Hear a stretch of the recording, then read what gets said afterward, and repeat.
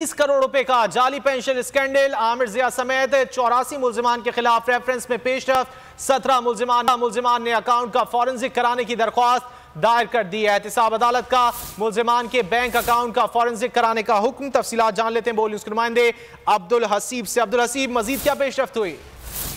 बिल्कुल, यह एहतिसाब अदालत कराची में 3 अरब 20 करोड़ रुपए की जाली पेंशन स्कैंडल की एक समाअत हुई, जिसमें आज दौरान समाअत 17 मुल्जिमान की जानिब से अपने अकाउंट के फॉरेंसिक करवाने की दरख्वास्त दायर की है। मुल्जिमान की जानिब से दरख्वास्त में ये हल्फनामा दिया गया है कि उनके नाम पर जिन अकाउंट को खोला गया उन अकाउंट की मालूमात उनको नहीं थी, उनकी मालूमात के बगैर वो अकाउंट ऑपरेट किए गए थे, जिस पर अदालत ने जो मुल्जिमान के बैंक अकाउंट का फॉरेंसिक करवाने का हुक्म दिया है और 4 जनवरी तक रिपोर्ट जो है वो तलब कर ली है।